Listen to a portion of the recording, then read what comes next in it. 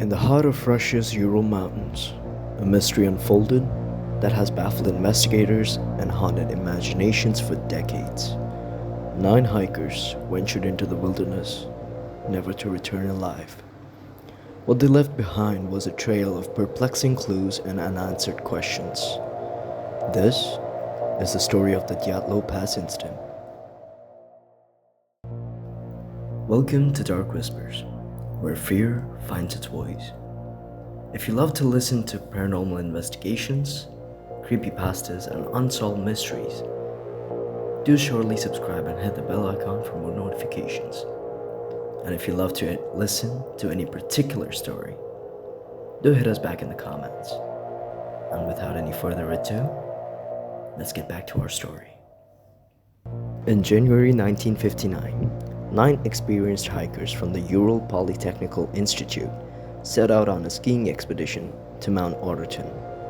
Led by 23-year-old Igor Dyatlov, the group aimed to reach this remote peak in the northern Urals. The team comprised of Igor Dyatlov, who was the leader of the group, Zinaida Kolmogorova, Lyudmila Dubinina, Alexander Kolovaitov, Rustam Slobodin, Yuri Kravinchenko, Yuri Doroshenko, Nikolai Tibobrinolis, and Semyon Zolotaryov. They departed from the town of Izay, the last inhabited settlement before the wilderness, on January 27th. On January 28th, one member, Yuri Yudin, turned back due to illness, a decision that ultimately saved his life.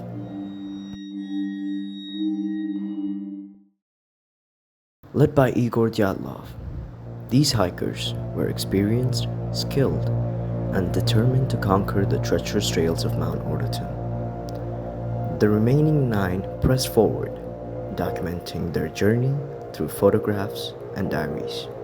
They joked, they sang. They didn't know they were heading into the heart of darkness.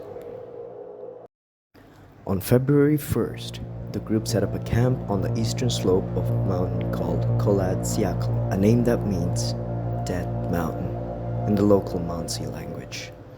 Why they chose that exact spot, exposed to the elements, remains unclear. Some believe they were trying to prove their endurance. Others think they were simply lost in the storm. That night, something happened. Something so terrifying, so sudden, that 9 experienced hikers throwed through their walls of their tent and fled into the freezing night. Weeks passed.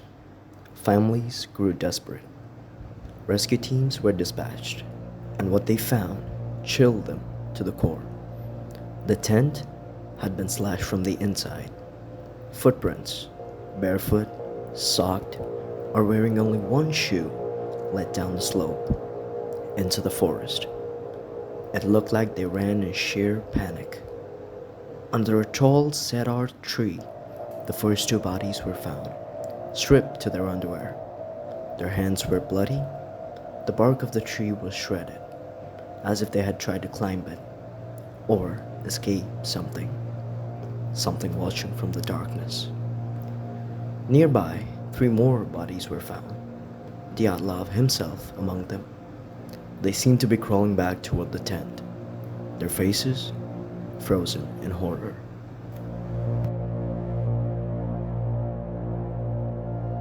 The tent was partially collapsed and covered in snow, with the hikers' belongings, including shoes and clothing, left behind. Footprints indicated that a group had fled the tent, barefoot or in socks, heading towards the edge of a nearby forest, approximately 1.5 kilometers away. The other bodies found along with Dyatlov were of Kolmogorova and Slobodin. They were located between the tent and the cedar tree, suggesting that they had attempted to return to the tent. All 3 died of hypothermia. It wasn't until May that the remaining 4 bodies were found in a ravine further into the woods. These individuals suffered severe extreme injuries. Thibaut Brinolis had a fractured skull.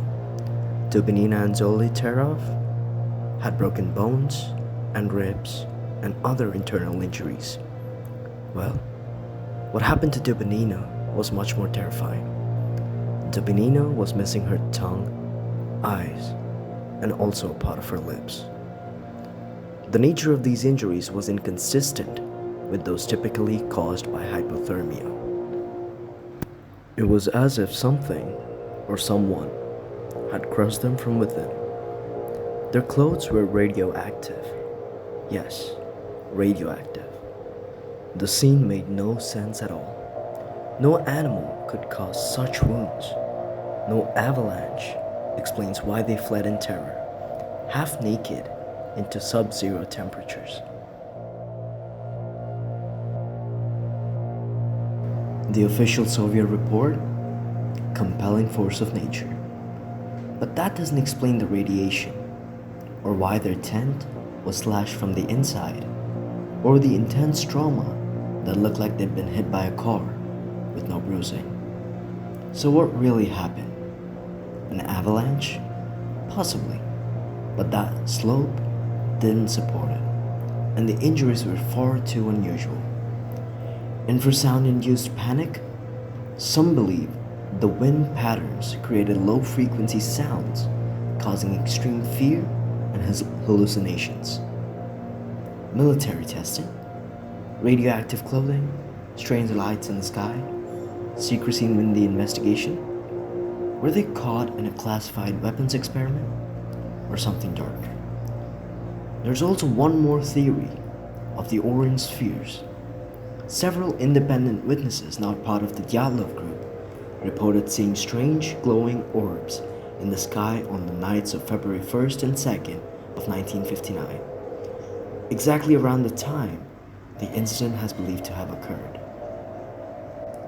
The local Mansi tribespeople also spoke of fireballs and unusual aerial phenomena around the same time frame.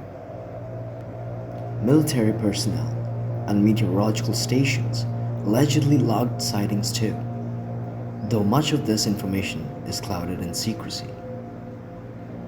Other theories suggest that the group might have been prone to a paranormal experience, like an alien encounter or a Yeti attack. To this day, no theory fully explains the Dyatlov Pass Incident. In 2019, Russian authorities reopened the case, again blaming the natural causes. But the families never accepted it, and neither did the public. What could terrify 9 strong, rational people so deeply they would flee barefoot into a deadly storm? What crushed bone without breaking skin and removed tongues without surgical precision? The Dyatlov Pass remains silent, and perhaps that silence is the best answer. Because what happened on that mountain was never meant to be found. And maybe they were not alone in the dark.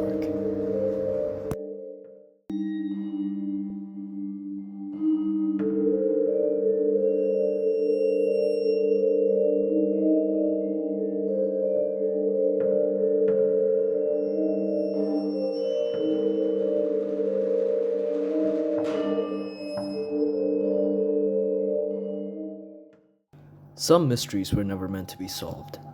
But if you enjoy walking through the shadows with me, there are many more secrets waiting to be uncovered. Subscribe to Dark Whispers, where every story leads you deeper into the unknown. And who knows, maybe next time, the whispers will be about you.